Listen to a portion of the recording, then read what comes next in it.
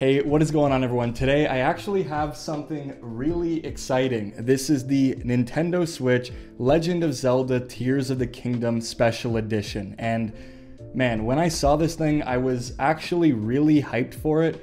And I honestly just cannot wait to get this thing set up. So, excuse the impromptu recording setup here, but I really wanted to get my hands on this thing, and I really want you guys to see what it's like, what the unboxing experience is like, and what the actual console itself looks like. So just looking at the box for a moment, you can see that we have a special edition dock, a special edition controller, like the Joy-Cons.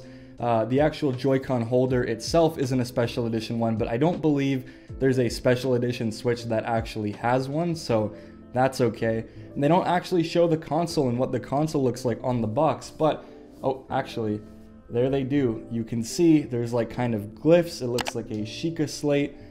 This thing just looks absolutely incredible. The detail in this is just wild, and I'm just super excited to crack it open. So, why don't we just go ahead and do that? Enough looking at the box, because a box only really takes us so far. This one is actually sealed. Which is honestly kind of different for Nintendo, because I don't remember the last couple of Switches that I've purchased being sealed. The Switch OLED that I got definitely wasn't, and then when I bought my fiance's, I don't think that one was sealed either. So I'm going to try to do this carefully, because I don't want to damage the box, because I feel like the box is something that I do actually want to hold on to. Here we go. Wow, okay. Let's start with the Joy-Cons. We'll leave the console to, the last section, just so that we can end up putting the Joy-Cons on the console at the end. So this is the right Joy-Con. This is really nice. It's gold. It's got, some glyphs. It looks kind of like, I don't exactly know what these circle patterns are supposed to be.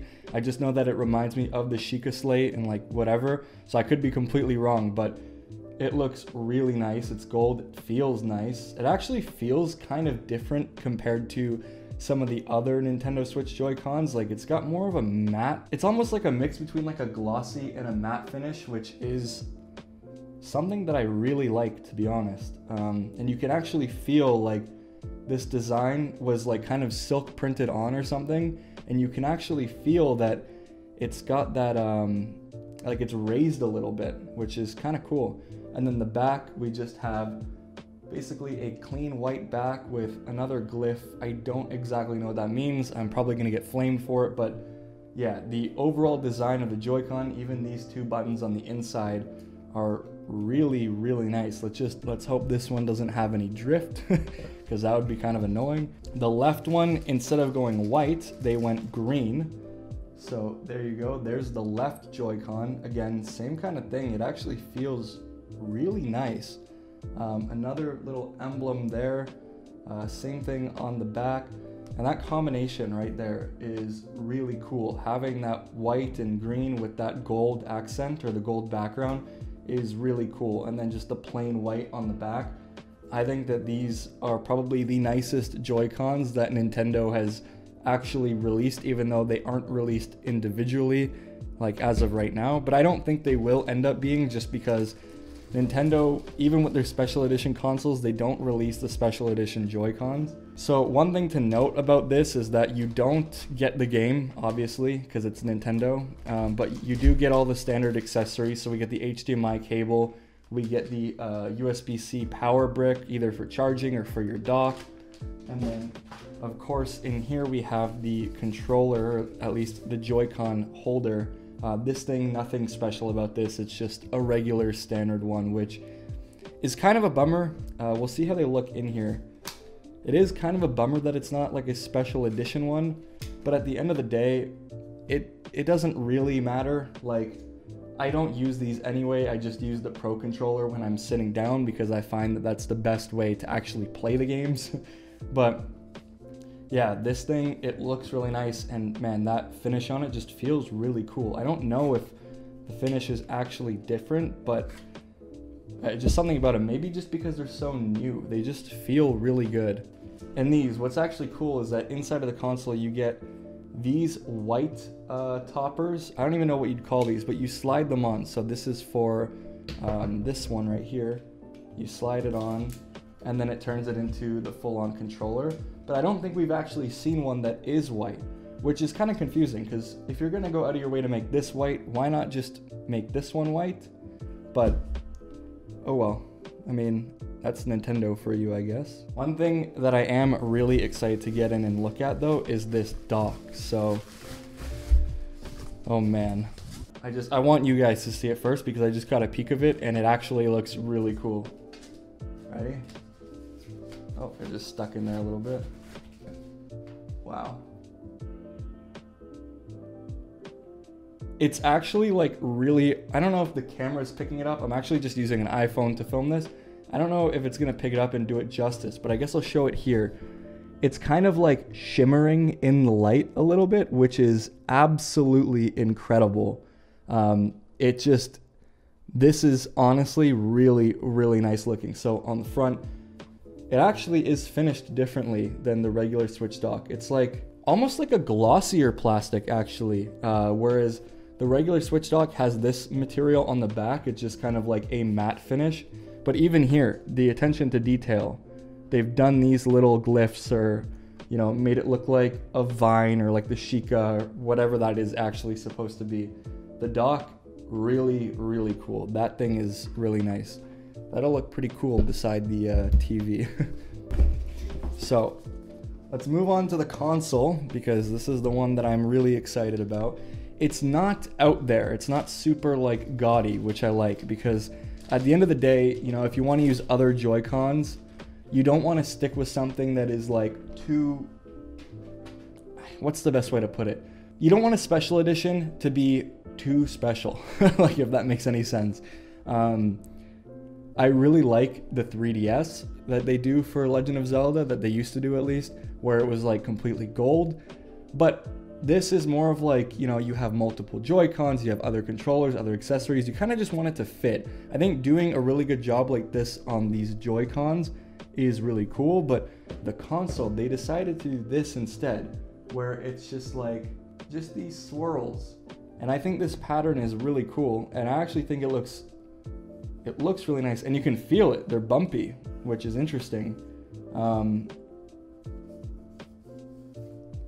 Yeah, that is different. I like that a lot. Sorry, I'm just kind of like in awe. I'll give you a better look here if I forget to put up some B-roll or something, but it's just really, really cool.